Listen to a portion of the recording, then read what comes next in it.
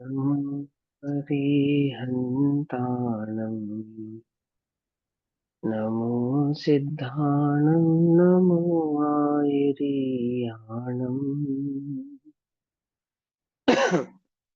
नमो वज्रायाणं नमो लोये सबसाहुनं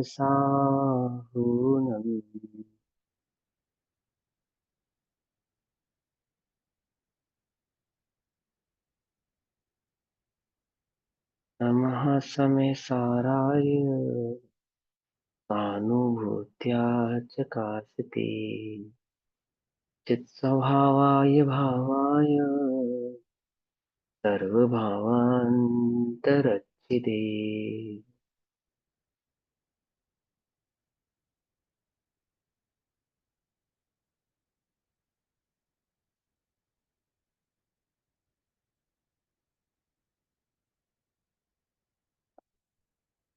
हमारी दोपहरकालीन कक्षा का विषय चल रहा है श्री समय सारजी ग्रंथ।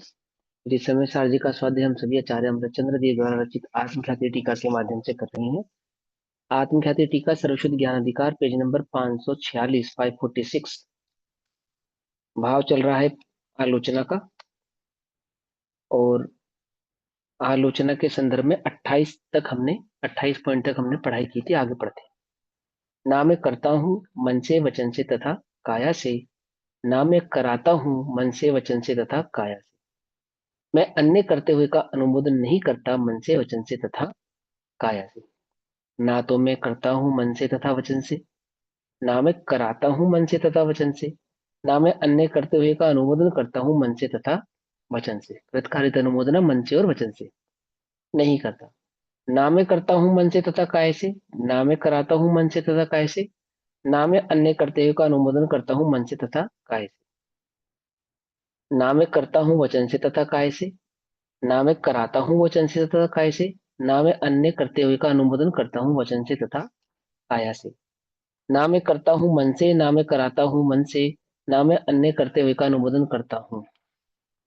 ना मैं कराता हूं वचन से, ना मैं करता हूं वचन से, ना मैं अन्य करते हुए का अनुमोदन करता हूं वचन से।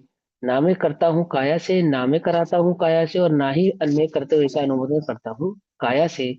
इस प्रकार प्रतिक्रमण के समान आलोचना में भी 49 भंग कहे हैं। अब इन कथन का कलश्रुप काव्य कहती है। मोह विलास विजृंभितमिद मुद्यत कर्म सकलमालोच्य आत्मनि चैतन्य आत्मानि निष्कर्मणि नित्यमात्मना वर्ते। निश्चय चारित्र को अंगीकार करने वाला कहता है कि, निश्चय चारित्र अर्थात स्वरूप की स्थिरता को बढ़ाने वाला कहता है कि, अथवा स्वरूप में स्थिर होने वाला कहता है कि, मोह विलास विजृंभितम इदम उदयम क्रम, अर्थात मोह के विलास से फैला हुआ जो यह उदयमान उदय में आता हुआ कर्म, मोह के विलास से अर्थात मोह में हुए एकत्र के कारण अथवा मोह के सद्भाव के कारण ये जो उदय में आता हुआ कर्म है, सकल आलोच्य उन सब की उस सब की आलोचना करके, उन सर्व कर्मों की आलोचना करके, निष्कर्मणि चैतन्य आत्मनि आत्मनि आत्मना नित्यम वर्ते, अर्थात मैं निष्कर्म अर्थात सर्व कर्मों से रहित चैतन्य स्वरूप आत्मा में आत्मा से ही निरंतर वर्त रहा हूँ। आलोचना क्या है? आत्मा में आत्मा से निरंतर वर्त रहा हूँ, अथवा अपने आत्म भाव में ही स्थिर हो रहा हूँ। सभी प्रकार के कर्मों की आलोचना करके भावा वर्तमान काल में कर्म का उदय आता है, उसके विषय में ज्ञानी यह विचार करता है कि पहले जो कर्म बांधा था उसका यह कार्य है, मेरा तो यह कार्य नहीं। क्या वर्तमान में जो उदय है ना, वर्तमान में जो उदय आ रहा है ये मेरा कार्य नहीं है। कर्म बांधा था, उसके आधार से कर्म उदय के आधार से ये परिणमित हो रहा है। मैं इसका करता नहीं हूं। मैं क्या हूं? मैं तो शुद्ध चैतन्य मात्र आत्मा हूं, है ना। ये चर्चा हमने पिछली कक्षाओं में अच्छे से समझी है कि वह उसको करता नहीं मानता, कर्म के उदय का विचार भी अपने से भिन्न ज्ञाता होके करता है। उसकी दर्शन ज्ञान रूप प्रवृत्ति है। उस दर्शन ज्ञान रूप प्रवृत्ति के द्वारा मैं इस उदयागत कर्म को देखने जानने वाला तो हूं। मैं अपने स्वरूप में ही परिवर्तमान हूं, ऐसा अनुभव करना ही निश्चय चारित्र है। अब भावार्थ की अपेक्षा से समझा है। वास्तव में क्या है कि उदयागत कर्मों की दृष्टि न करके चैतन्य चमत्कार ज्ञायक चैतन्य की दृष्टि करना ही निश्चय चारित्र है। उदय आदि से स्वयं को भिन्न जानना। इस प्रकार आलोचना कल्प समाप्त हुआ। अब टीका में प्रत्याख्यान कल्प अर्थात प्रत्याख्यान की विधि कहते हैं। प्रत्याख्यान करने वाला कहता है कि जो प्रत्याख्यान की भावना भाता है अर्थात जिसको प्रत्याख्यान प्रकट हुआ है उसकी क्या भावना है, वह क्या कहता है, वह बात यहाँ पे कहते हैं। मैं भविष्य में कर्म ना तो करूंगा, ना कराऊंगा और ना ही अन्य करते हुए का अनुमोदन करूंगा, मन से वचन से तथा काया से। मैं भविष्य में ना तो करूंगा ना कराऊंगा ना अन्य करते हुए का अनुमोदन करूंगा मन से तथा वचन से।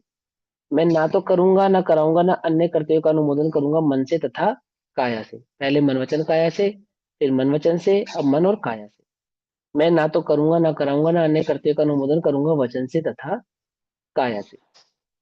मैं ना तो करूंगा ना कराऊंगा ना अन्य करते हुए का अनुमोदन करूंगा मन से। मैं ना तो करूंगा ना कराऊंगा ना अन्य करते हुए का अनुमोदन करूंगा वचन से। मैं ना तो करूंगा ना कराऊंगा ना अन्य करते हुए का अनुमोदन करूंगा काय से।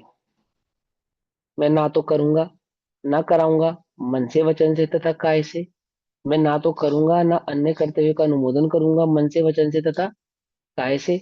मैं ना तो कराऊंगा ना अन्य करते हुए का अनुमोदन करूंगा मन से वचन से तथा काय से। कौन है ये प्रत्याख्यान करना कर रहा है जो, अर्थात करता तो बुद्धि को मैं भविष्य में भी धारण नहीं करूंगा। ठीक है ना। मेरी किस आगामी काल में कार्य होने वाले कार्यों के प्रति भी कोई अनुमोदना नहीं है। ना मुझे कराना है, ना मन से, ना वचन से, ना काया से, ना कृत कारित अनुमोदना से। एक ज्ञायक भाव की स्थिरता आज है और एक ज्ञायक भाव की स्थिरता ही मुझे सदैव बनी रहे, ऐसी ही भावना बाहर है। मैं ना तो करूंगा ना कराऊंगा मन से वचन से तथा काय से। मैं ना तो करूंगा ना अन्य करते हुए का अनुमोदन करूंगा मन से वचन से तथा काय से। मैं ना तो कराऊंगा ना अन्य करते हुए का अनुमोदन करूंगा मन से वचन से तथा काय से। मैं ना तो करूंगा ना कराऊंगा मन से तथा वचन से। 11, 11 नंबर। मैं ना तो करूंगा ना अन्य करते हुए का अनुमोदन करूंगा मन से तथा वचन से। 12 नंबर। मैं ना तो करूंगा ना अन्य करते हुए का अनुमोदन करूंगा मन से तथा वचन से। मैं ना तो करूंगा ना कराऊंगा मन से तथा काय से। मैं ना तो करूंगा ना अन्य करते हुए का अनुमोदन करूंगा मन से तथा काय से। मैं ना तो कराऊंगा ना अन्य करते हुए का अनुमोदन करूंगा मन से तथा काय से। मैं ना तो करूंगा ना कराऊंगा वचन से तथा काय से। मैं ना तो करूंगा ना अन्य करते हुए का अनुमोदन करूंगा वचन से तथा काय से। मैं ना तो कराऊंगा ना अन्य करते हुए का अनुमोदन करूंगा वचन से तथा काय से। मैं ना तो करूंगा ना कराऊंगा मन से। मैं ना तो करूंगा ना अन्य करते हुए का अनुमोदन करूंगा मन से। मैं ना तो कराऊंगा ना अन्य करते हुए का अनुमोदन करूंगा मन से। मैं ना तो करूंगा ना कराऊंगा वचन से। ना करूंगा ना करते हुए का अनुमोदन करूंगा वचन से। ना कराऊंगा और ना ही करते हुए का अनुमोदन करूंगा वचन से। ना तो करूंगा ना कराऊंगा काय से। ना तो करूंगा ना अन्य करते हुए का अनुमोदन करूंगा काय से। और ना ही कराऊंगा ना करते हुए का अनुमोदन करूंगा काय से। मैं ना तो करूंगा मन से वचन से तथा काय से। मैं ना तो कराऊंगा मन से वचन से तथा काया से। और ना ही मैं अन्य करते हुए का अनुमोदन करूंगा मन से वचन से तथा काया से। मैं ना तो करूंगा मन से तथा वचन से। मैं ना तो कराऊंगा मन से तथा वचन से। और ना ही मैं अन्य करते हुए का अनुमोदन करूंगा मन से तथा वचन से। मैं ना तो करूंगा मन से तथा काया से। मैं ना तो कराऊंगा मन से तथा काया से। मैं ना तो अन्य करते हुए का अनुमोदन करूंगा मन से तथा काया से। मैं ना तो करूंगा वचन से, वचन से करना, वचन से नहीं करूंगा, है ना, तथा काया से काया से भी नहीं करूंगा, मन से भी नहीं करूंगा। मैं ना तो कराऊंगा वचन से तथा काय से। और मैं ना तो अन्य करते हुए का अनुमोदन करूंगा वचन से तथा काय से। मैं ना तो करूंगा मन से। मैं ना तो कराऊंगा मन से। ना मैं अन्य करते हुए का अनुमोदन करूंगा मन से। मैं ना तो करूंगा वचन से। मैं ना तो कराऊंगा वचन से। और ना ही मैं अन्य करते हुए का अनुमोदन करूंगा वचन से। मैं ना तो करूंगा काय से। मैं ना तो कराऊंगा काय से। और ना ही मैं अन्य करते हुए का अनुमोदन करूंगा काय से। इस प्रकार प्रतिक्रमण के समान ही प्रत्याख्यान में भी 49 भंग कहे हैं। अब इस अर्थ का कलश रूप काव्य कहते हैं। प्रत्याख्यान भविष्य कर्म समस्तम निरस्त सम्मोह आत्मनि चैतन्य आत्मानि निष्कर्मणि नित्यमात्मना वर्तई। प्रत्याख्यान करने इसमें वाला ज्ञानी। मेरा जहाँ पे एक तो मुझे समझना था थोड़ा सा, जैसे हम कोई काम करते हैं तो उसका पहले मन में आता है, मन के फिर वचन से फिर काया में आता है। तो यहाँ पे जैसे वचन और काया कहा जाता है, तो फिर मतलब वो मन में विचार नहीं आता या कुछ भी ऐसा। जो स्वरूप में स्थित है उनको पर हाँ बुद्धि जी। नहीं है, पर विकल्प नहीं है, पर संकल्प नहीं है, पर का विचार भी नहीं है। ठीक है ना। और यहाँ पे प्रत्याख्यान जो किया जा रहा है, विकल्पात्मक प्रत्याख्यान जो चल रहा है, वो क्या चल रहा है? वो यही चल रहा है कि मैं भविष्य में भी ऐसी भावना भाता हूँ कि करने कराने और करते हुए की अनुमोदना मन वचन काय से मैं करने वाला नहीं। ये भावना वो भाई जा रही है। तो बेसिकली भावना तो स्वरूप में स्थित होने की भाई जा रही है, स्वभाव में स्थित होने की भाई जा रही है।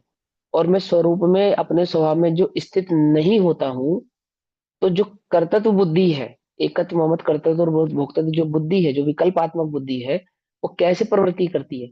मैंने अभी समझाया ना, कल की कक्षा में समझाया था कि अगर हमने कोई कार्य मन से किया, तो मन से किए हुए कार्य को तो मैंने किया ऐसा हमें फील होता है। लेकिन वचन या काय मात्र से हो और मन से ना हो, तो उसको क्या लगता है हमें? उसका क्या फील करते हैं हम कि वो हमने किया ही नहीं, हो तो हमने ऐसे ही कह दिया बस, हम उसमें जुड़े नहीं थे। पर आचार्य कह रहे हैं, ऐसा नहीं है। जुड़े नहीं थे का क्या मतलब है? वचन से किया, काया से किया, वो भी तुमने ही किया है। क्यों? क्योंकि उपयोग की प्रवृत्ति काय में हुए बिना काय से कार्य नहीं होगा। उपयोग की प्रवृत्ति वचन में हुए बिना वचन से कार्य नहीं होगा। और उपयोग की प्रवृत्ति मन में हुए बिना मन से कार्य नहीं होगा। तो मैं मन से भी नहीं करूंगा, वचन से भी नहीं करूंगा, और काया से भी नहीं करूंगा। देखो, आप सामायिक सूत्र पढ़ते हैं ना, तो आप क्या है, झाड़ेनम मोड़ेनम ठाणेनम अप्पाणम वोसरामी शब्द चलता है ना। तो क्या मतलब होता है इसका? झाड़ेनम, मोड़ेनम और ठाणेनम, मन से वचन से काया से नहीं करूंगा। झाड़ेनम मोड़ेनम ठाणेनम, मन वचन काया से नहीं करूंगा। और अप्पाणम वोसरामी, आत्मा से उसका त्याग करता हूँ। माँ चिट्ठई माँ जम्पई, है ना, ये गाथा है द्रव्य संग्रह की। क्या है कि मैं मन से वचन से काय से नहीं करूंगा। अब यहाँ पे भी आचार्य देव कह रहे हैं कि मैं मन से वचन से काय से नहीं करूंगा। तो क्या नहीं करूंगा? मन वचन काय से, अर्थात मन वचन काय की प्रवृत्ति नहीं करूंगा, मन वचन काया में प्रवृत्ति नहीं करूंगा। क्या कहा श्लोक में आत्मा से? श्लोक नंबर 228 क्या कहते हैं? देखो श्लोकार्थ पढ़ रहा हूं। प्रत्याख्यान करने वाला ज्ञानी कहता है कि, क्या कहता है? ये जो उसने कहा ना, ना मैं वचन से करूंगा, ना कराऊंगा, ना करते हुए का अनुमोदन करूंगा, ये सब कहा ना। तो इन इसका शॉर्ट क्या कह रहे हैं कि क्या है इसका भाव? क्या कहना चाहते हैं वे? वो कहना चाहते हैं कि भविष्य समस्तम कर्म प्रत्याख्याय, अर्थात भविष्य के समस्त कर्मों का प्रत्याख्यान। प्रत्याख्यान माने त्याग करके। क्या त्याग करके? कर्म, कर्म का त्याग करके का क्या मतलब है? कर्म का करता है जी, कर्म संबंधी अज्ञान का त्याग करके। ये जो मेरे को एकत्व ममत्व कर्तव्य भोक्तव्य बुद्धि का ज्ञान था, उस अज्ञान भाव का त्याग करके। कैसा त्याग करा? कि भूतकाल के कर्म संबंधी जो अज्ञान भाव था उसका त्याग करता हूँ, वर्तमान संबंधी कर्म आदि उदय के प्रति जो अज्ञान भाव है उसका त्याग करता हूँ, और भविष्य में आने वाले कर्म आदि के प्रति जो अज्ञान भाव हो सकता है मैं उसका भी त्याग करता हूँ। क्या त्याग? अब आपने त्याग कर दिया तो क्या किया त्याग करके? कि निरस्त सम्मोह निष्कर्मणि चैतन्य आत्मनि आत्मनि आत्मा नित्यम वर्ते। जिसका मोह नष्ट हो गया है, जिसका अज्ञान नष्ट हो गया है, परमे एकत्व ममत्व कर्तव्य भोक्तव्य बुद्धि नष्ट हो गई है, जिसका मोह नष्ट हो गया। मोह माने पर के संदर्भ में जो एकत्व ममत्व कर्तव्य भोक्तव्य बुद्धि थी वो नष्ट हो गई है। पर संबंधी जो अज्ञान भाव था वह नष्ट हो गया है ना। फिर क्या हुआ? ऐसा में निष्कर्म, निष्कर्म हो गया। कैसे? मोह का नाश होने पर कर्म का ही नाश हो गया। ऐसा में निष्कर्म, अर्थात समस्त कर्मों से रहित जो मेरा स्वभाव है, कैसा है? चैतन्य स्वरूप आत्मा में, आत्मा से ही। मन वचन का ऐसे नहीं कर रहा ना, तो नहीं करने का मतलब क्या कर रहा है? कि आत्मा में, आत्मा से ही, अपने से ही निरंतर वर्त रहा हूं, अर्थात निरंतर स्थित हूं, निरंतर स्व संवेदन कर रहा हूं, निरंतर स्व संवेदन करता रहूं। ऐसा पकड़ में ही बात। तो नहीं करना, मन वचन काय से नहीं करना, अर्थात मन वचन काय में प्रवृत्ति नहीं करनी। मन वचन काय में होने वाली प्रवृत्ति का त्याग करना, जो हो चुकी है उसके संदर्भ में भी त्याग करना, भविष्य में ना हो इसका भी त्याग करना। और वर्तमान में भी यदि मन वचन काय में प्रवृत्ति हो रही है तो क्या करना? कि मन वचन काय रूप अपने को अनुभव ना करता हुआ, आत्मा में, आत्मा से ही आत्मा को अनुभव करना। कि आत्मा में, चैतन्य स्वरूप आत्मा में, आत्मा से ही निरंतर वर्त रहा हूं, अर्थात निरंतर स्थित हूं, निरंतर आत्मा का ही वेदन कर रहा हूं, ऐसा। निश्चय चारित्र में प्रत्याख्यान विधान ऐसा है कि निश्चय चारित्र, व्यवहार चारित्र तो क्या है, न करूंगा, न करते हुए का अनुमोदन करूंगा, और ना ही कराऊंगा, ये तो व्यवहार चारित्र, समझे। और निश्चय चारित्र क्या है, कि निश्चय चारित्र में प्रत्याख्यान विधान ऐसा है कि समस्त आगामी कर्मों से रहित चैतन्य की प्रवृत्ति रूप अपने शुद्धोपयोग में रहना सो प्रत्याख्यान है। इससे ज्ञानी आगामी समस्त कर्मों का प्रत्याख्यान करके अपने चैतन्य स्वरूप में रहता है। यहाँ तात्पर्य इस प्रकार जानना चाहिए कि व्यवहार चारित्र में तो प्रतिज्ञा में जो दोष लगता है उसका प्रतिक्रमण, आलोचना तथा प्रत्याख्यान होता है। पकड़ में ही बात। मैं ज्ञाता हूं और अज्ञान के कारण हो गया, बस स्वरूप में नहीं था ऐसे हो गया, ऐसा नहीं। दोष है, दोष को जानता है बराबर, ये दोष है, और उस दोष का प्रतिकार करता है, अर्थात उसका निराकरण करता है श्री गुरु के शरण में जाकर। ये दोष हुआ है, इस प्रकार से हुआ है, और श्री गुरु जो भी उसकी प्रतिक्रमण आदि देते हैं उसको स्वीकार करता है, वो क्या प्रत्याख्यान है व्यवहार।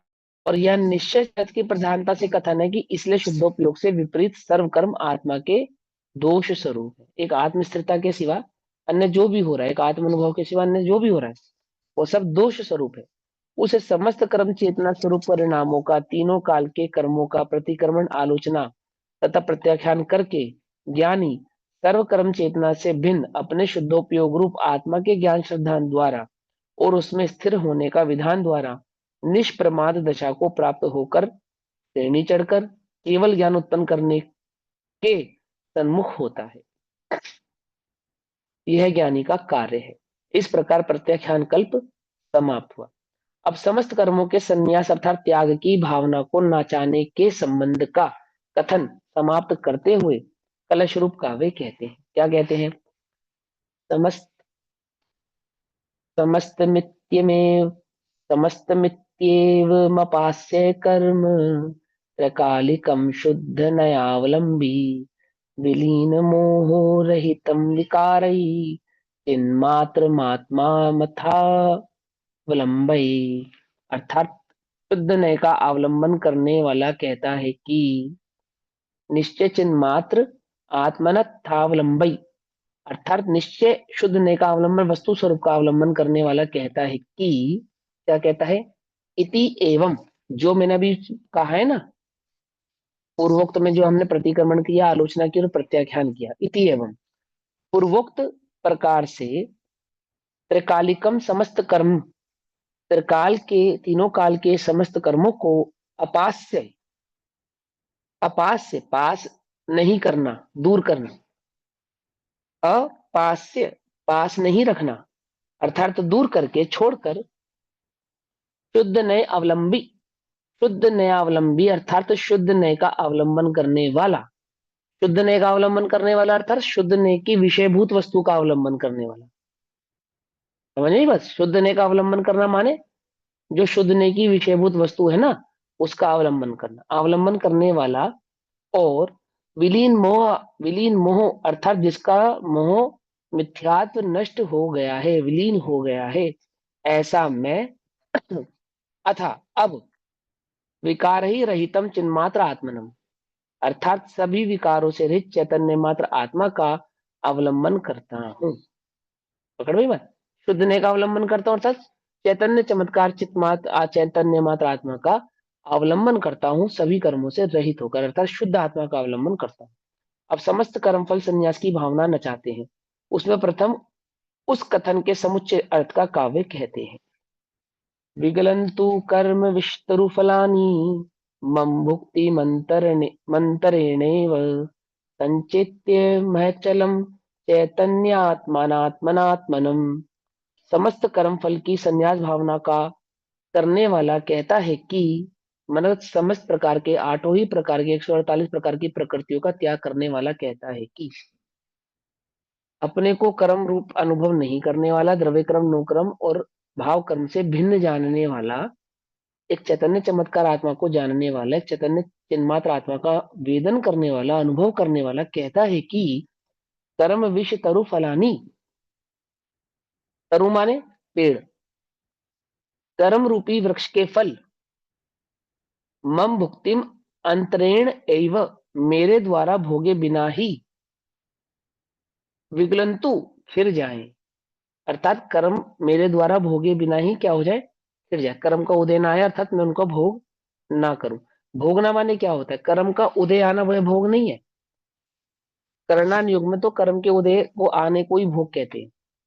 और द्रव्य युग भोग किसको कहता है, कर्म में एकत्व को भोग कहता है। समझे, कर्मों के प्रति जो एकत्व भाव है, और उससे भिन्नपना है तो भोग भी नहीं है। भोगे बिना ही खिर जाए, अर्थात उदय में आए बिना ही खिर जाए, भोगे बिना ही खिर जाए, ऐसा। फिर जाए, अहम चैतन्य आत्मनम आत्मनम अचलम संचयितई, मैं अपने चैतन्य स्वरूप आत्मा का निश्चलतया संचेतन अर्थात अनुभव करता हूँ। संचेतन माने अनुभव करता हूँ। ज्ञानी कहता है कि जो कर्म उदय में आता है उसके फल को मैं ज्ञाता दृष्टा रूप से जानता देखता हूँ, उसका भोगता नहीं होता। ठीक है ना। कर्म के उदय के फल का ज्ञाता दृष्टा रहना अर्थात किसी भी प्रकार के कर्म के उदय से विचलित नहीं होना, अपने वीतराग भाव को ना छोड़ना, अपने चैतन्य भाव को नहीं छोड़ना, है ना। ज्ञाता दृष्टा माने चैतन्य की अनुभूति, चैतन्य की स्थिरता, चैतन्य का ही एकमत स्मरण, उसको ज्ञाता दृष्टा भाव कहते हैं। इसलिए मेरे द्वारा भोगे बिना ही, अज्ञानी क्या समझता है, कर्मादि के फलादि, कर्मादि को और कर्मादि के फलों को भोगता हुआ ज्ञाता दृष्टा रहता है। रहता नहीं है ज्ञाता दृष्टा, कहता है ज्ञाता दृष्टा। और यहाँ ज्ञाता दृष्टा भाव को अनुभव करने वाला कर्मादि के फल के उदय में कर्मादि के फल से क्या नहीं होता, विचलित नहीं होता। विचलित हुए बिना एक वीतराग भाव में स्थिर रहता है। देखो सुनो ध्यान से, पाप कर्म का उदय आया और मुझे दुख हुआ, तो मैं दुखी भी हूं और ज्ञाता दृष्टा भी हूं, ऐसा नहीं। जो ज्ञाता दृष्टा है वे दुखी नहीं है, जो दुखी है वे ज्ञाता दृष्टा नहीं। क्या कहा भाई, समझ में नहीं आई। कर्म आदि के उदय के, पुण्य आदि के उदय में मैं सुखी हूं और ज्ञाता दृष्टा हूं, तो सुखी भी हूं और ज्ञाता दृष्टा भी हूं। किसके आधार से सुखी हूं, पुण्य के आधार से। तो जो ज्ञाता दृष्टा है वे सुखी नहीं है, किसके आधार से, पर के आधार से। और जो पर के आधार से सुखी है वे ज्ञाता दृष्टा नहीं है। पल के भोगने का मतलब समझ रहे हो नहीं समझ रहे हो, हमारे साथ क्या है कि हम कर्म के उदय में दुखी भी हैं और ज्ञाता दृष्टा भी हैं। इसके ज्ञाता दृष्टा है कर्म के उदय के भी, उदय में आने वाले दुख के भी, दुख में जो दुखी चित्त हो रहा है, व्याकुल हो रहा है, उसकी उस व्याकुलता के भी क्या है, हम ज्ञाता दृष्टा है। ऐसे नहीं, जो ज्ञाता दृष्टा है वे आकुलित नहीं है, जो आकुलित है वे ज्ञाता दृष्टा नहीं है। अब हम कहे क्यों भैया रामचंद्र जी रोते हुए ज्ञाता दृष्टा नहीं है, बोलो। रो रहे हैं ना, सीता के लिए चाहे लक्ष्मण के लिए, तो ज्ञाता दृष्टा है या नहीं है। कि देखो ज्ञाता दृष्टा स्वभाव को जानते हैं इसलिए ज्ञाता दृष्टा तो है, ये बात तो सही है। लेकिन वो तीव्र कषाय है, मन इस अप्रत्याख्यानावरण का तीव्र उदय है। भले ही वो मोह का तीव्र उदय नहीं है, मोह नहीं है वहां पे, लेकिन चारित्र मोहिनी का तीव्र उदय, वहां ज्ञाता दृष्टा भाव की स्थिरता नहीं है, उसको ज्ञाता दृष्टा नहीं कहेंगे। सम्यक दर्शन की अपेक्षा से हम ज्ञानी को ज्ञाता दृष्टा कहे वो एक अलग बात है, वो जुदी बात है। लेकिन वास्तविक जो ज्ञाता दृष्टापना है, साहित्य वास्तविक सम्यक यहाँ दर्शन पे, की अपेक्षा से भी कह सकते हैं ना। हाँ तो छायिक ये तो सम्यक दर्शन है साहित्य तो सम्यक भी, दर्शन की अपेक्षा से ही। हाँ अपेक्षा से ज्ञाता दृष्टा कह सकते हैं। ठीक है ना। लेकिन ज्ञाता दृष्टा वास्तव में कैसे है कि वो जितनी जितनी वीतरागता प्रकट हुई है अनंतानुबंधी के अभाव रूप, उतना उतना वहां पे ज्ञाता दृष्टापना है। बाकी तीन कषाय चौकड़ी का जो उदय है उसमें ज्ञाता दृष्टापना नहीं है। समझ में बात नहीं, समझ में। अभी हमने आत्मा का तो अनुभव भी नहीं किया, आत्मा को तो जानते ही नहीं। आत्मा का क्या स्वरूप है, चैतन्य का क्या स्वरूप है, उसको तो वेदन में लाए ही नहीं। और निरंतर वेदन जो परका कर रहे हैं, पर में एकत्व ममत कर्तव्य भुगतत बुद्धि को हमने धारण किया है, उस धारणा को छोड़े बिना ही हम क्या बने बैठे हैं, ज्ञाता दृष्टा बने हुए हैं। जो जो कर्म के फल को भोगता है वो ज्ञाता दृष्टा नहीं है, और कर्म के फल को जो जानता है वो ज्ञाता दृष्टा है। जानने और भोगने में अंतर समझ में आई, दो कहते हैं। कर्म रूपी वृक्ष के फल मेरे द्वारा भोगे बिना ही है फिर जाए, मैं चैतन्य स्वरूप आत्मा का निश्चलतया संचेतन अनुभव करता हूं। संचेतन अर्थात अनुभव करता हूं। भावार्थ, ज्ञानी कहता है कि जो कर्म उदय में आता है उसके फल को मैं ज्ञाता दृष्टा रूप से जानता देखता हूँ। उसका भोक्ता नहीं होता, इसलिए मेरे द्वारा भोगे बिना ही वे कर्म खिर जाएं। मैं अपने चैतन्य स्वरूप आत्मा में लीन होता हुआ उसका ज्ञाता दृष्टा ही हूँ। अब ज्ञाता दृष्टा ही हूँ, चैतन्य स्वरूप का अनुभव कर रहा हूं तो मेरे ज्ञान का विषय ही नहीं बनेंगे। और कदाचित चैतन्य स्वरूप से बाहर भी आऊं और मेरे ज्ञान का विषय भी बने, तो मैं उनसे क्या नहीं हूं, प्रभावित ना रहूं, आकुलित ना हूं, दुखी ना हूं। अर्थात उसमें अपने एकत्व ममत्व कर्तव्य भोक्तव्य भाव को धारण नहीं कर, उस उन उदयों से स्वयं को भिन्न ही देखूं, स्वयं निज को निज जानूं, पर को पर जानूं, ऐसी में भावना भाता है। यहाँ इतना विशेष जानना चाहिए कि अविरत देशविरत और परमत संयत दशा में तो ऐसा ज्ञान श्रद्धान ही प्रधान है। और जब जीव अप्रमत दशा को प्राप्त होकर श्रेणी चढ़ता है, तब यह अनुभव साक्षात होता है। अब टीका में समस्त कर्म फल के संन्यास की भावना न चाहते हैं। टीका कहते हैं इसके ऊपर, मैं ज्ञानी होने से अर्थात ज्ञान गुण का धारी होने से, ज्ञानी होने से मतलब समझ गए, ज्ञान गुण का धारी होने से, ज्ञान स्वभावी होने से, ज्ञानी होने से, अनुभव अनुभव की प्रधानता वाला ज्ञानी होने से की बात अभी यहाँ नहीं है। ज्ञानी होने से यानी ज्ञान गुण का धारी होने से मति ज्ञानावरणीय कर्म के फल को नहीं भोगता। अर्थात ज्ञान स्वभाव है ना, आत्मा का ज्ञान स्वभाव है ना, तो ज्ञान स्वभाव कैसा है, कर्म से अप्रभावी है। अर्थात ज्ञान ज्ञान है, कर्म कर्म में है, कर्म से ज्ञान में क्या नहीं होता, किसी प्रकार का प्रभाव आदि नहीं पड़ता। तो ज्ञानावरण आदि कर्म को मैं नहीं भोगता हूँ, मति ज्ञानावरण आदि कर्म के फल को नहीं भोगता हूँ। अर्थात सूक्ष्म ज्ञान आदि को मैं भोगता नहीं हूँ, ज्ञान की मंदता, उसकी तीव्रता, उसकी विशालता को मैं भोगता नहीं हूँ। कैसा हूँ, जानने रूप होने से ज्ञान आदि का तो भोगता हूँ, ज्ञान का भोगने वाला तो हूं, परंतु आवरण आदि का भोगने वाला नहीं हूं। ज्ञान और ज्ञान पर आवरण, भोग किसका कर रहा हूं मैं, ज्ञान का अनुभव तो करता हूं, भोग माने अनुभव, आवरण का अनुभव नहीं करता हूं, अर्थात कर्म का अनुभव नहीं करता हूं। ऐसा चैतन्य स्वरूप आत्मा का ही संचेतन करता हूं। संचेतन माने अनुभव करता हूं, अर्थात एकाग्रतया अनुभव करता हूं। यहाँ चेतना अर्थात अनुभव करना, वेदना भोगना, सम उपसर्ग लगने से संचेतना अर्थात एकाग्रतया अनुभव करना, ऐसा अर्थ यहाँ समस्त पाठों में समझना चाहिए। सो हम ये अर्थ मैं आपको पहले समझा चुका हूँ। संचेतन माने सम्यक प्रकार से चेतना यानी अनुभव करना, ये हमने पिछली कक्षा में समझ लिया था। अब आगे चलते हैं तो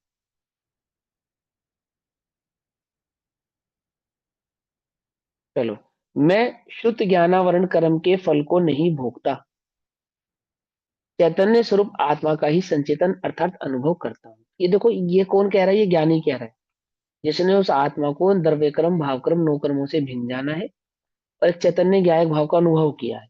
वो कह रहा है, क्या कह रहा है, कि मैं जो वेदन करता हूँ, किसका वेदन करता हूँ, अज्ञानी अपने अज्ञान का वेदन करता है, ज्ञानी अपने ज्ञान का वेदन करता है। आत्मानुभूति हो चुकी है, हाँ, हो आत्मानुभूति चुकी हो है, चुकी है हो उसमें। चुकी है ना। हाँ, क्योंकि ज्ञान नहीं था, वो तो उसने अप्रमत दशादि को श्रेणी को चढ़ता है, वो सारी टीकाओं में सारी बातें बता दी। अर्थात उसने चैतन्य चमत्कार, चैतन्य चिन्मात्र आत्मा का अनुभव कर लिया है, वो अनुभव करने वाला। अज्ञानी तो अज्ञान भाव का वेदन करता है। वेदन माने भोगना अर्थात अनुभव करना, वेदन का अर्थ है ना। एक यहाँ पे भी लिख दिया, यहाँ जो ब्रैकेट में लिखा है ना, यहाँ चेतना अर्थात अनुभव करना, वेदना भोगना, अनुभव वेदना और भोगना एक अर्थवाची हो गए ना, एक अर्थवाची हो गए ना।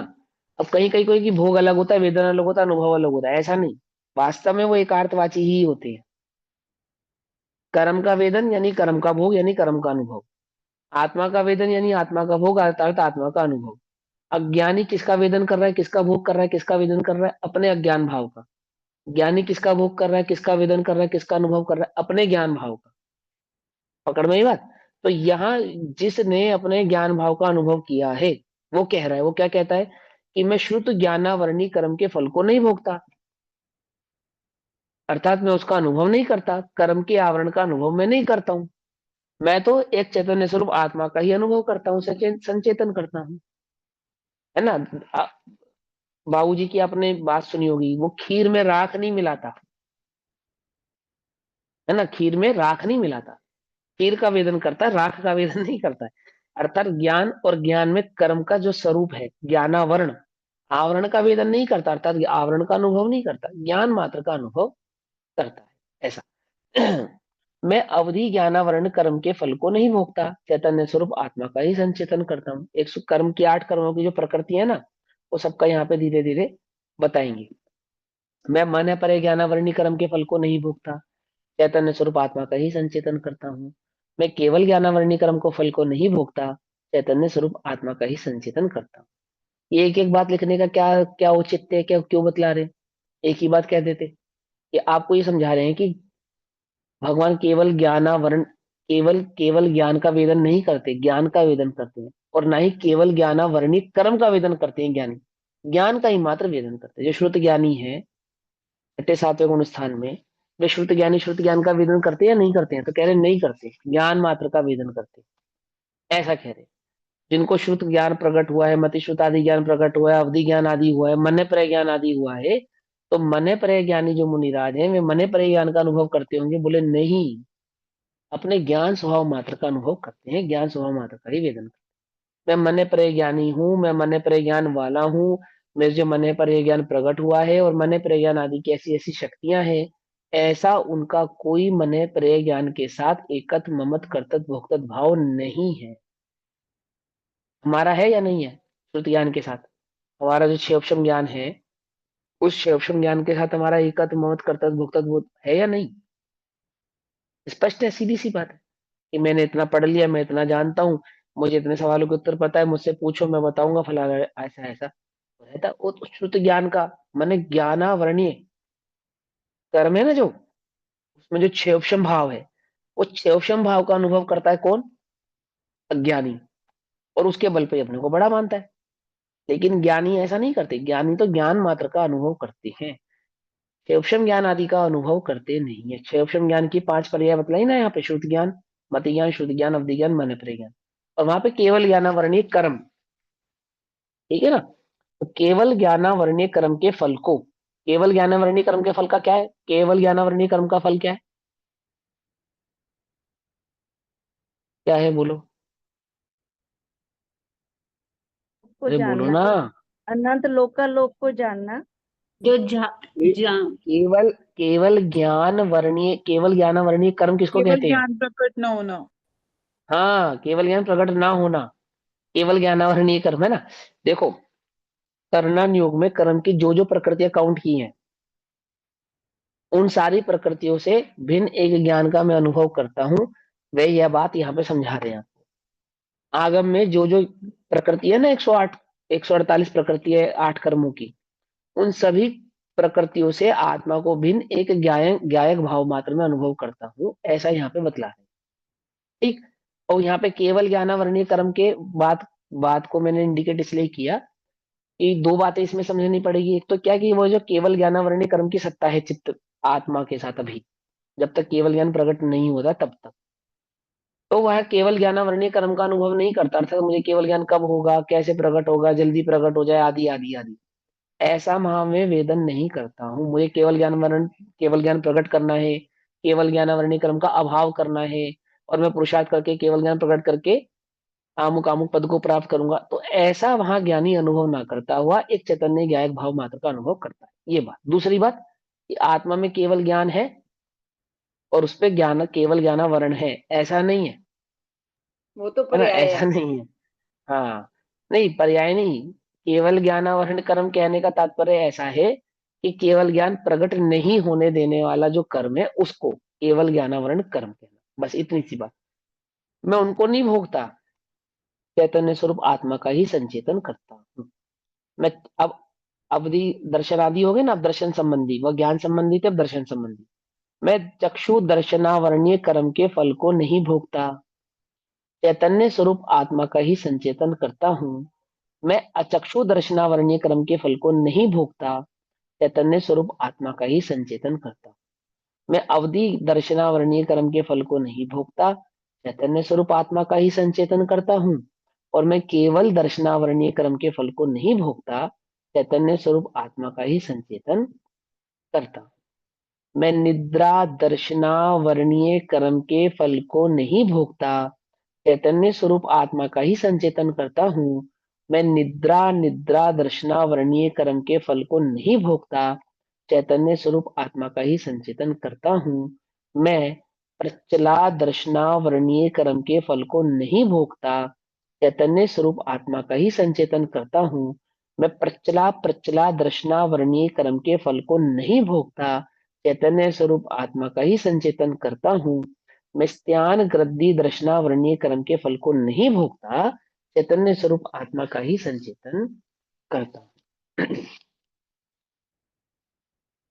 ये मैं लास्ट वाला दर्शन सातावेदी वर्णीय का मतलब क्या है? वो तो सुना ही पहले था। दर्शनावरणीय दर्शनावरणीय की पांच प्रत्यान वृद्धि दर्शनावरणीय कर्म हाँ, के फल। प्रचला प्रचला निद्रा निद्रा स्थान ये गति ये हाँ। ये पता है, ये लास्ट वाले का मीनिंग नहीं पता। स्थान गति दर्शनावरण की वो ये ना प्रकृति है ना, निद्रा की प्रकृति है प्रकृति, ना। निद्रा की 5 प्रकार की निद्रा निद्रा होती है, हाँ, उसकी एक निद्रा के पांच प्रकृति प्रकार प्रकार है। की होते जो निद्राएं हैं वो दर्शनावरणीय कर्म के में प्रकट होती हैं। दर्शनावरणीय कर्म के भेद हैं वो। ज्ञानावरणीय दर्शनावरणीय अंतराय मोहिनीय जो निद्रा आदि है वो दर्शनावरणीय कर्म की प्रकृति के भेद है। तो वह दर्शनावरणीय कर्म के उदय आदि की जो प्रकृतियां हैं उनका मैं वेदन नहीं करता, अर्थात उनको नहीं भोगता हूँ। एकमात्र चैतन्य आत्मा का ही अनुभव करता हूँ। देखो, वहां उसके सत्ता में आठों कर्म की जो प्रकृतियां मौजूद हैं, आठों कर्म की जो प्रकृतियां मौजूद है, कर्म मौजूद है अथवा कर्म की प्रकृतियां जो मौजूद है, उपशम रूप से मौजूद है अथवा क्षयोपशम रूप से मौजूद है। समझना ध्यान से ना। मान के चलो कुछ है, आचार्य अमृतचंद्र देव लिख रहे हैं ये बात, तो आचार्य अमृतचंद्र देव सम्यक दृष्टि है, तो उपशम या क्षयोपशम सम्यक दृष्टि होंगे, छायक सम्यक दृष्टि नहीं होंगे क्योंकि वो पंचम काल में हुए हैं। ये तो कंफर्म है बात, है ना। तो उपशम सम्यक दृष्टि अथवा छायाक्षम सम्यक दृष्टि जो जीव है उसकी सत्ता में तो आठों कर्म की प्रकृतियां पड़ी है ना। सत्ता में तो अभी तो एक भी कर्म का अभाव नहीं हुआ ना वहां पे पूर्णतः। उपशम तो हो गया है, अभाव नहीं हुआ। तो उपशम होने से वहां पे सत्ता में तो आठों कर्म और आठों कर्म की प्रकृतियां मौजूद है। तो क्या कहते हैं कि मैं उस चैतन्य आत्मा का अनुभव कर रहा हूँ। तो कैसा अनुभव कर रहा हूँ कि दूध और पानी से मिले हुए जो कर्म का एक रूप हुए हुए है ना, उस आत्मा में एक क्षेत्र अवगाही संबंध के साथ, वहां एक क्षेत्र का अवगाही संबंध के साथ मिला हुआ वो आत्मा जो कर्मों के साथ है, वहां मैं उस आत्मा का तो वेदन करता हूँ परंतु कर्म का वेदन नहीं करता हूँ। इसको ऐसा समझो, इस शरीर का वेदन तो नहीं करता हूँ, आत्मा का वेदन करता हूँ। फिर शरीर में बताया उन्होंने कि स्पर्शन का वेदन नहीं करता हूँ, आत्मा का वेदन करता हूँ। रसना घ्राण चक्षु आदि का वेदन नहीं करता हूँ, आत्मा का वेदन करता हूँ। ऐसे ही वो कर्मों के संदर्भ में आपको समझा रहे हैं। अभी नाम कर्म की प्रकृति आएंगी तो उसमें इस बात को भी समझेंगे। तो ज्ञानावरणीय दर्शनावरणीय। अब आगे, मैं साता वेदनीय कर्म के फल को नहीं भोगता। भोगता हूँ नहीं भोगता हूँ? हम साता वेदनीय कर्म के फल को भोगते हैं नहीं भोगते हैं? अज्ञानी साता वेदनीय कर्म के फल को ही भोगता है अथवा साता वेदनीय कर्म के फल को ही। क्यों? अब और थोड़ी सी बात, ना साता साता को भोगता है, अपने अज्ञान को भोगता है। अज्ञान के भोग को ही साता साता का भोगना कहते हैं, है ना। और जिसको चैतन्य स्वरूप की खबर हुई है, जिसको चैतन्य स्वरूप का अनुभव हुआ है, उसका वेदन हुआ है, वह साता साता आदि कर्म की प्रकृतियों को ना भोगता हुआ एक चैतन्य स्वरूप आत्मा का ही वेदन करता है। समझ में बात? निश्चय भाषी की क्या भूल है? अनुभव प्रकट नहीं हुआ है, करनी को रस मिट गयो, भयो न आत्म स्वाद। आत्म स्वाद माने आत्म अनुभव तो प्रकट हुआ ही नहीं। और भई बनारसी की दशा जथो उठ को बात निश्चय व्यवहार के कथन को समझता नहीं है। समझता नहीं है कैसा हो गया? मैं तो ज्ञान का ही अनुभव कर रहा हूँ, ये पेंसिल थोड़ी है तो ज्ञान देख रहा हूँ। अब ज्ञान देख रहे हो नहीं देख रहे हो तुम? यदि ज्ञान का अनुभव नहीं किया है तो ज्ञान को नहीं देख रहे हो, ये बात तो ठीक है कि आत्मा ज्ञान के सिवा कुछ नहीं कर सकता। लेकिन नहीं कर सकता होने पर भी तुम जानते हो क्या? देखो, जिसको अपने करोड़ रुपए की खबर नहीं है वो करोड़पति है या नहीं है? बोलो, सीधी सी बात। अब ठीक है, करोड़ रुपया होने पर करोड़पति तो है, पर खबर नहीं होने पर कौन उसको करोड़पति कहेगा? बोलो। ऐसे कितने करोड़पति हैं जो कंजूस होते हैं? लोग क्या कहते हैं, काय का करोड़पति है। उससे अच्छे तो हमें, ऐसा कहते हैं ना। भोग ही नहीं सकता जिस संपदा को, जिस संपदा का वेदन ही नहीं कर पा रहा है, ऐसी संपदा होना ना होना एक बराबर है ना। घर में गाड़ी खड़ी है, चले पैदल, बोले ऐसी गाड़ी होने का क्या फायदा जब पैदल ही चलना है तो। ऐसे ही आचार्य कह रहे ज्ञान स्वभाव ही तो है, वो तो कोई बात नहीं है, बस ज्ञान स्वभाव का जब वेदन ही नहीं है, अनुभव ही नहीं है, उसकी खबर ही नहीं है, उसके बारे में पता ही नहीं है। समझ में ही बात नहीं समझ में आई? तो जो है ना उसकी खबर कर। मैं ज्ञान का ही वेदन कर रहा हूं, इसमें मत अटक। उस ज्ञान स्वभाव की खबर कर, उसका एक्चुअल में वेदन कर, नकली नकली नहीं। वेदन तो करे पर का, और कहे मैं तो ज्ञान का कर रहा हूं, देखे तो टीवी और कहे मैं तो ज्ञाता दृष्टा हूं। ऐसा नहीं, ऐसा नहीं। ठीक है ना। तो क्या कहते हैं, साता विधि कर्म के फल को नहीं भोगता, चैतन्य स्वरूप आत्मा का ही संचेतन करता हूं। संचेतन माने अनुभव। अनुभव। हाँ, अनुभव। समझ में, भयो ना आत्म स्वाद, आत्मा का अनुभव प्रकट नहीं हुआ है। समझे? मैं असाता विधि कर्म के फल को नहीं भोगता, चैतन्य स्वरूप आत्मा का ही संचेतन करता हूँ। अब मैं सम्मित मोहिनी कर्म के फल को नहीं भोगता, चैतन्य स्वरूप आत्मा का ही संचेतन करता हूँ। मैं मिथ्यात मोहिनी कर्म के फल को नहीं भोगता, चैतन्य स्वरूप आत्मा का ही संचेतन करता हूँ। मैं सम्यक मिथ्यात मोहिनी कर्म के फल को नहीं भोगता, चैतन्य स्वरूप आत्मा का ही संचेतन करता हूँ। मैं अनंतानुबंधी क्रोध कषाय वेदनीय कर्म मोहिनी कर्म के फल को नहीं भोगता, चैतन्य स्वरूप आत्मा का ही संचेतन करता हूँ। मैं अप्रत्याख्यानावरणीय क्रोध कषाय वेदनीय मोहिनी कर्म के फल को नहीं भोगता, चैतन्य स्वरूप आत्मा का ही संचेतन करता हूँ। मैं प्रत्याख्यानावरणीय क्रोध कषाय वेदनीय मोहिनी कर्म के फल को नहीं भोगता, चैतन्य स्वरूप आत्मा का ही संचेतन करता हूँ। और मैं संजुलन क्रोध कषाय वेदनीय मोहिनी कर्म के फल को नहीं भोगता, चैतन्य स्वरूप आत्मा का ही संचेतन करता हूँ। मैं अनंतानुबंधी मान कषाय वेदनीय मोहिनी कर्म के फल को नहीं भोगता, चैतन्य स्वरूप आत्मा का ही संचेतन करता हूँ। मैं अप्रत्याख्यानावरणीय मान कषाय वेदनीय मोहिनी कर्म के फल को नहीं भोगता, चैतन्य स्वरूप आत्मा का ही संचेतन करता हूँ। मैं प्रत्याख्यानावरणीय मान कषाय वेदनीय मोहिनी कर्म के फल को नहीं भोगता, चैतन्य स्वरूप आत्मा का ही संचेतन करता हूँ। मैं संजुलन मान कषाय वेदनीय मोहिनी कर्म के फल को नहीं भोगता, चैतन्य स्वरूप आत्मा का ही संचेतन करता हूँ। मैं अनंतानुबंधी मान कषाय वेदनी मोहिनी कर्म के फल को नहीं भोगता, चैतन्य स्वरूप आत्मा का ही संचेतन करता हूँ। मैं अप्रत्याख्यानावरणीय मान कषाय वेदनी मोहिनी कर्म के फल को नहीं भोगता, चैतन्य स्वरूप आत्मा का ही संचेतन करता हूँ। और मैं प्रत्याख्यानावरणीय मान माया कषाय वेदनी मोहिनी कर्म को फल माया को के नहीं गई। भोगता है। मान तो पढ़ लिया ना आपने, माया पे आए हुए हो ना नहीं आप नहीं, तो। 29 के आगे चल रहा हूँ, अभी 29 पढ़ा है। 29 के बाद वाला, मैं प्रत्याख्याना वर्णीय माया, सॉरी, मैं प्रत्याख्याना वर्णीय माया कषाय वेदनीय मोहिनी कर्म के फल को नहीं भोगता, चैतन्य स्वरूप आत्मा का ही संचेतन करता हूँ। और मैं संजुलन माया कषाय वेदनीय कर्म के फल को नहीं भोगता, चैतन्य स्वरूप आत्मा का ही संचेतन करता हूँ। मैं अनंतानुबंधी लोभ कषाय वेदनीय ये समझ मोहिनी में नहीं कर्म आ के रहा है, फल यहाँ को पे नहीं। वेदनी मोहिनी क्यों लगाया? अब और प्रतीक्षाना क्या वर्ण ये नहीं समझ में आया तुम्हें, वेदनीय मोहिनी क्यों लगाया है? नहीं आया। सातवेदीय हाँ, बहुत बढ़िया। सातवेदनीय। हाँ देखो, सुनो भैया, देखो क्या लिखा है। मैं संजुलन मान कषाय वेदनीय मोहिनीय कर्म। अब वेदनीय मोहिनीय कर्म का जो जो वेदनीय कर्म है ना, जो वेदनीय कर्म, वो किसके साथ काम करता है? मोह के मोहिनी के साथ साथ काम करता करते हैं, अच्छे से मोहिनी लगाया। के साथ। है। मोह क्या भाव, हाँ, जब मोहिनीय नहीं होगा तो वेदनीय क्या होगा? वेदनीय का ये वेदन वो तो नहीं होगा। समुद्र में एक कार्य बूंद नहीं विष हाँ, के करेगा। बराबर है। और सुनो, मात्र मोह का उदय हो और वेदनीय का उदय ना हो तो भी अनुभव नहीं होगा मोह का। मोह का वेदनीय का दोनों का एक साथ उदय होगा ना, तब मोह संबंधी मान संबंधी जो मोह वेदनीय है उसका अनुभव होगा। क्या कहा, कुछ समझ में आई बात, नहीं समझ में?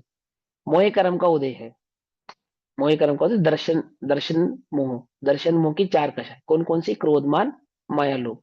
तो अनंतानुबंधी संबंधी मान कषाय का उदय, फॉर एग्जाम्पल। तो अनंतानुबंधी मान कषाय का उदय प्लस वेदनीय, उसका वेदन, ये दोनों एक साथ उदय में है यहाँ पर। बात को ध्यान से समझना। जो वेदनीय है ना, वेदनीय, वो मोहिनी के साथ कार्य करती है। यदि मोहिनी का सद्भाव नहीं है तो वेदनीय कार्य करेगी या नहीं करेगी की सत्ता तो रह सकती है, पर कार्य नहीं कर सकती। इसको कार्य करने के लिए मोहिनी चाहिए। अब मोहिनी का उदय हो और वेदनीय ना हो तो भी मोह का वेदन नहीं हो सकता। क्या कहा, क्या कहा, कुछ बात समझ में आई?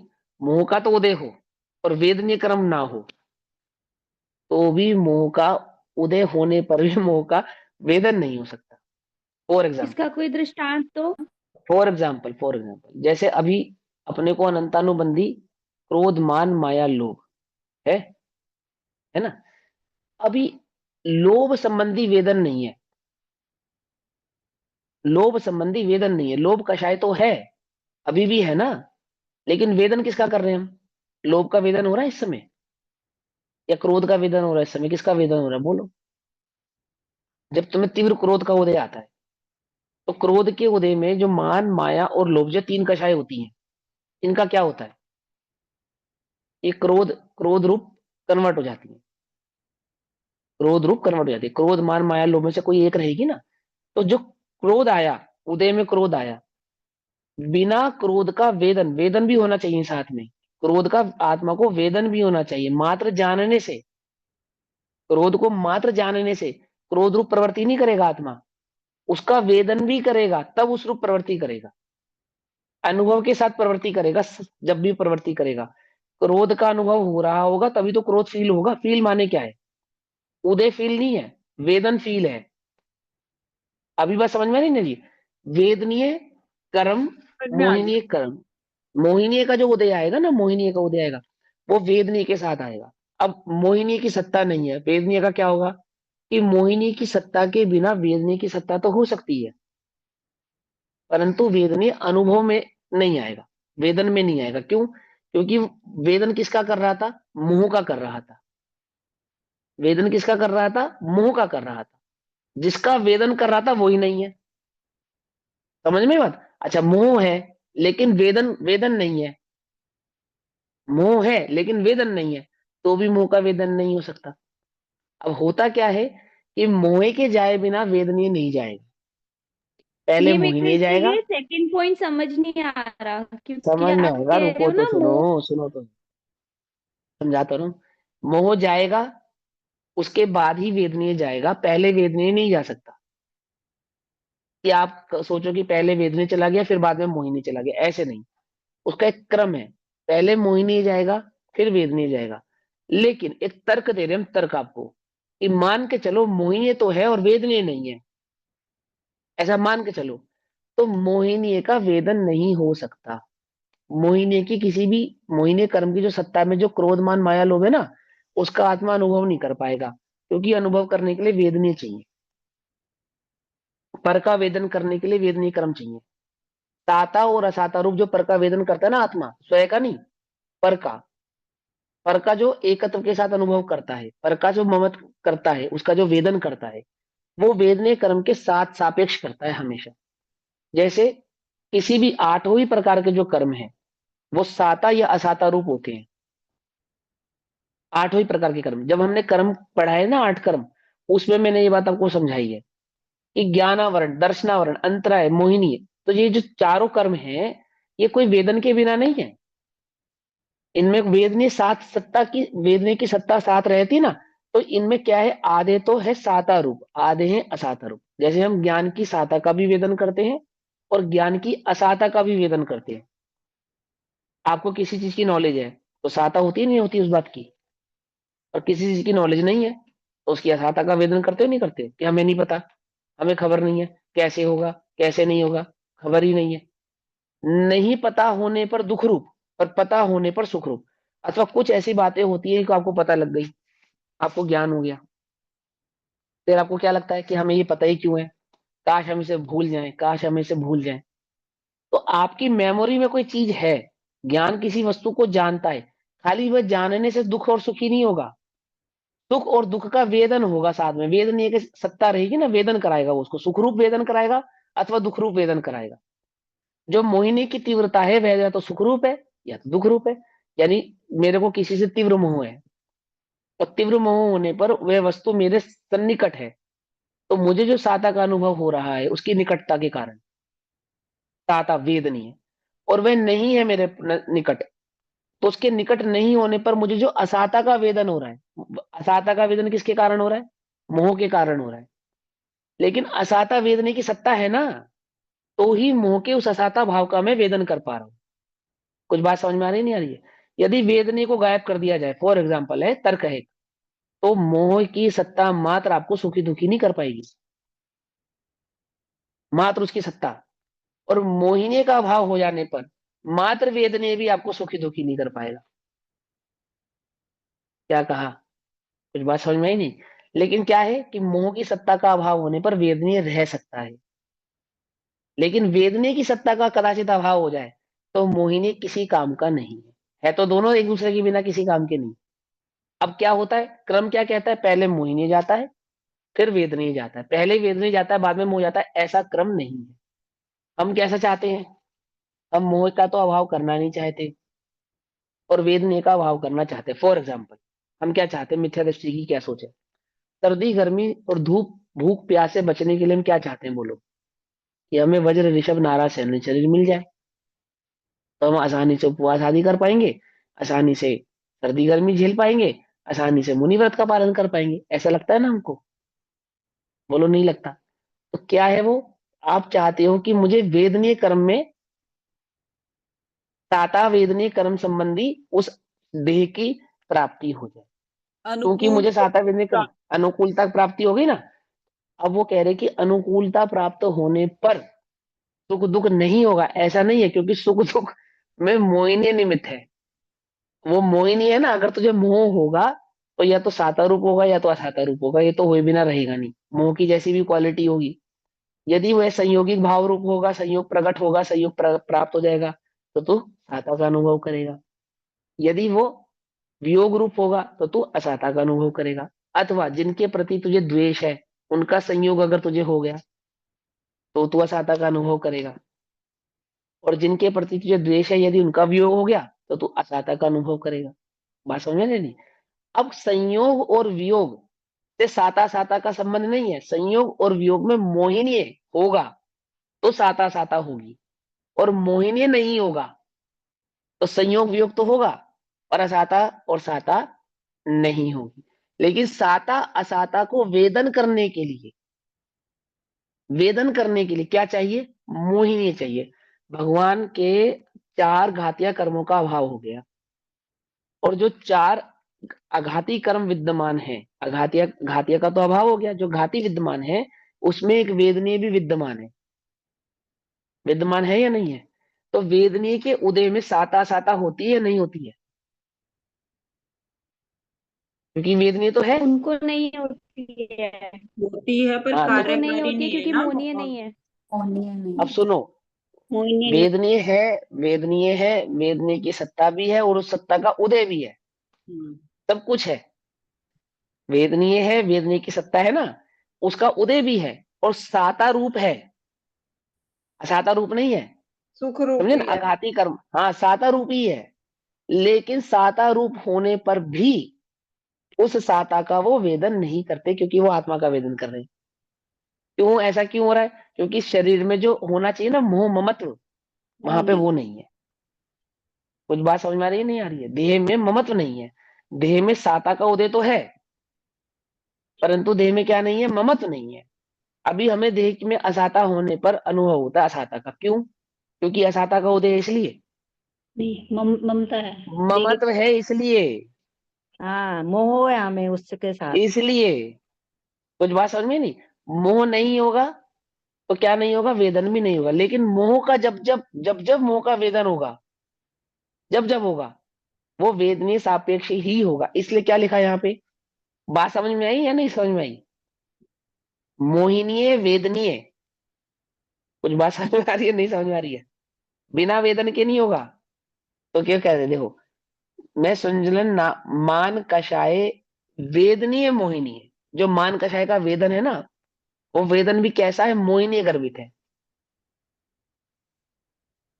मोहिनी कर्म के फल को नहीं भोगता, चैतन्य स्वरूप आत्मा का ही संचेतन करता। अब कोई ये कह सकता है कि भैया छाया सम्य दृष्टि के से दर्शन मोह का अभाव हो गया, उसको कैसे हो रहा है? कि चारित्र मोहिनी है वहां पे, और मोहिनी से वेदन, मोहिनी से जुड़ा है वो वेदन। अगर चारित्र वेद मोहिनी है, तो मोहिनी की जो दो सत्ता है ना, दर्शन और चारित्र, तो दोनों का एक काम है कि जो आत्मा को साता और असाता महसूस होगी, पर के संबंध में, देह आदि के संबंध में, वो इसके बिना नहीं हो सकती। किसके बिना? इस वेदनीय कर्म के बिना नहीं हो सकती। अब देखो, मुनिराजों को, अंतिम उदाहरण, मुनिराजों को आहार आदि चर्या के लिए जाते हैं ना, आहार आदि की चर्या के लिए जाते हैं मुनिराज, तो भूख लगती है तभी जाते हैं, भूख लगती है। तो वो जो भूख का वेदन है, वो जो वेदन है वो कैसे होता है कि देह में तो वेदनीय कर्म का उदय आया, वेदनीय वेदनीय, और सत्ता में पड़ी हुई चारित्र मोहिनी है, ये दोनों मिलती हैं तो भूख फील होती है। अब यही मुनिराज अरिहंत बन गए। आदिनाथ भगवान आहार के लिए निकले ना, अब यही आदिनाथ भगवान अरिहंत बन गए। तो आदिनाथ भगवान की जो वेदनीय थी वो तो बची, पर मोहिनीय में दर्शन और चारित्र दोनों का ही अभाव हो गया। अब भूख लग रही है या नहीं लग रही है? लग रही है पर वेदन नहीं हो रहा है। लग रही हाँ, है पर ये है मोह की बात, वजह से भूख है वेदन नहीं हो वहां। रहा है। ऐसा नहीं है भूख नहीं है, तभी तो वो परमाणु का ग्रहण होना और छूटना सब हो रहा है देह के अंदर, निरंतर साता का उदय बना हुआ है तीव्रता के साथ, लेकिन वहां भूख नहीं है। ऐसा कहेंगे, क्यों क्यों कहेंगे भूख नहीं है? क्योंकि भूख संबंधी मोहिनी नहीं है, इसलिए भगवान को क्या भूख नहीं लगती। भाई भूख किस लिए भूख लगने के लिए क्या चाहिए? बोले भूख लगने के लिए देह में ममत चाहिए। क्या कहा? पर वहां तो वो बस। अपने ही तो करने का रस निरंतर भोग रहे हैं ना, अपने को ही भोग रहे हैं ना। हाँ, तो भूख की बात चल रही है ना देह में, देह के भूख की बात चल रही है ना, शरीर शरीर को आंटी भूख यहाँ लगे। पे 4 अभी कर्म तो अभी भी शेष है ना, उन 4 कर्मों की अभी बात चल भूख, रही है। अभी अभी इस समय भूख किसको लगती है? शरीर को लगती है, आत्मा को लगती शरीर को। शरीर को ही। है? तो मुर्दे को भूतगल भी लगती भूतगल होगी, का ग्रहण करता है। तो मुर्दे को भी लगती होगी मोह ना। को भूख लगती है, मोह को भूख अब लगती है। अब देखो, भूख ऐसे भूख शरीर को ही लगती है, लेकिन शरीर में आत्मा का जो एकत्वपना है ना, अहम भाव, उस अहम भाव के कारण पुद्गल के होने वाले उस परिणमन में ये मेरा परिणमन है, ऐसा ममत होने के ऐसा कारण, मानता है। समझे, ऐसा ममत होने के कारण देह आदि में होने वाली प्रवृत्ति को अपनी प्रवृत्ति मानता है। ऐसा दर्शन मोहिनी का अभाव हो जाने पर भी चारित्र मोहिनी की जो कषाय है ना, उनमें ऐसी ताकत है कि वो देह आदि के परिणमन का जो फील है, जो देह आदि में होने वाला जो उदय आदि है, उसका जो महसूसपन है वो आत्मा में होता है, उसका बिल्कुल होता है, क्योंकि चारित्र मोहिनी कर्म के कारण होता है। जैसे सीता के वियोग में दुखी हो रहे हैं राम, तो दुखी हो रहे हैं नहीं हो रहे हैं, दुख हो रहा है ना, वो चली गई, कहाँ गई? अब ममत है ना उसके साथ, मोहिनी है। कौन सा मोहिनी है उनके साथ? चरित्र दर्शन मोहिनी। मोह, भले हाँ, भले ही दर्शन मोह नहीं है, पर चारित्र मोह, क्योंकि मोह का स्वरूप ही ऐसा है, मोह का स्वरूप ही ऐसा है कि वो पर में एकत्व भाव को धारण कराता है। अब चूंकि स्व और पर की भिन्नता का ज्ञान नहीं है, इसलिए दर्शन मोह को मूल माना जाता है। वहां स्व और पर की भिन्नता का ज्ञान हो जाने पर भी, जैसे हमें लोक में पता चल जाए मेरा कोई खास मित्र है, बहुत अच्छा गहरा मित्र, बहुत उससे मेरा मोह है, और मुझे फील हो जाए कि ये मुझे धोखा दे रहा है, जैसे धृतराष्ट्र को दुर्योधन के प्रति पता है ये सही नहीं है, नहीं है सही, ऐसा होने पर भी पुत्र तो मेरा है, ऐसा राग छूटता नहीं है। मैं जानता हूं कि वो गलत है, ऐसा कह रहा ना, मैं जानता हूं कि वो गलत है, तो भी मैं क्या करूं, पुत्र तो मेरा ही है। ऐसे ही वह ज्ञानी जानते तो है देह और आत्मा भिन्न है, लेकिन वो चारित्र मोहिनी क्या करता है, स्थिर नहीं रहने देता आत्मा के अंदर। पकड़ में ही बात, नहीं पकड़ में ही। और वहां मोहिनी का अभाव हो गया, चारित्र मोह का भी अभाव हो गया अत्यंत अवस्था में। तो वेदनीय तो है, वेदनीय का कार्य भी है, साता रूप है, निरंतर साता रूप है। निरंतर साता, वेदनीय में निरंतर साता क्यों है? क्योंकि मोहिनी नहीं है। यदि मोहिनीय होता तो साता और असाता दोनों की सत्ता रहती। कुछ बात समझ में आई? नहीं समझ में आई होगी ये बात। मोहिनी के कारण वहां पे असाता का उदय नहीं हो सकता, क्योंकि वहां पे मोहिनी का अभाव हो चुका है। असाता होने के लिए मोहिनी चाहिए। आई बात समझ में? नहीं समझ में आई? असाता फील होने के लिए, असाता का उदय होने के लिए क्या चाहिए? मोहिनी चाहिए। तो इसलिए मोह की, दर्शन मोह की पहली प्रकृति, जब दर्शन मोह का अभाव होता है तो कितनी सारी असाता प्रकृतियों का अभाव हो जाता है, एक। और जो सत्ता में असाता कर्म है उनका साता में कन्वर्जन हो जाता है, हो जाता नहीं जाता? पढ़ा है ना आपने? जैसे दर्शन मोह के अभाव में इतना होता है, अब ऐसे चारित्र मोहिनी प्रकृति की जैसे जैसे एक एक कषाय का अभाव होता जाता है, वैसे वैसे साता संबंधी तो सत्ता में जो कर्म है वो साता संबंधी तो बढ़ते चले जाते हैं और असाता संबंधी सारे घटते चले जाते हैं। पढ़ा है ना ये तो कर्णन योग के अंदर। अब मान के चलो मोहिनी का पूर्ण अभाव हो गया, तो जितनी सत्ता में कर्म बचेंगे, जितने भी बचेंगे, वो सारे के सारे साता में कन्वर्ट हो जाएंगे टोटल, A to Z। फिर असाता में एक भी असाता भाव रूप नहीं रहेगा, क्योंकि असाता होने के लिए मोहिनी चाहिए। क्या कहा? आई बस समझ में, लॉजिक समझ में आया नहीं समझ में आया? कर्म में असाता का भेद पढ़ने के लिए मोहिनी चाहिए, मोहिनी ही नहीं है, इसलिए अरिहंतों को निरंतर साता साता साता साता साता साता साता ऐसा। और साता क्या है देह की? ये भूख ना लगना, ये देह में साता है। क्या कहा? समझे? सर्दी गर्मी भूख प्यास ना लगना, यही तो साता है देह की, और क्या साता है? बोलो। ये AC कितने नंबर पे चाहते हो? ना ठंड लगे और ना गर्मी लगे, ऐसे ही चाहते हो ना? कि ठंड लगे ऐसा चाहते हो अथवा गर्मी लगे ऐसा चाहते हो? चाहे सर्दी हो चाहे गर्मी हो, वो टेम्परेचर आप कैसा चाहते हो? ना सर्दी लगे और ना गर्मी लगे। इसी को साता मानते हो ना? है ना? इसी को मानते हो ना? ऐसे हो ना, ना भूख लगे, ना प्यास लगे, ना सर्दी लगे, ना गर्मी लगे, वो साता है उधर उनको। हम भी ऐसे ही चाहते हैं, हमारे लिए भी साता साता क्या, यही तो है ना? ऐसे ही है ना? ओम नमः सिद्धेभ्य। निज मोहनीय निधि निधि कर्म में है तो बताइए। दुख सुख है, और हाँ, जे मोहिनी वेदन है करना है सिद्ध। उसके लिए वेदनीय कर्म चाहिए। वेदनीय कर्म रहता है, मोहनीय कर्म का अभाव हो जाता है।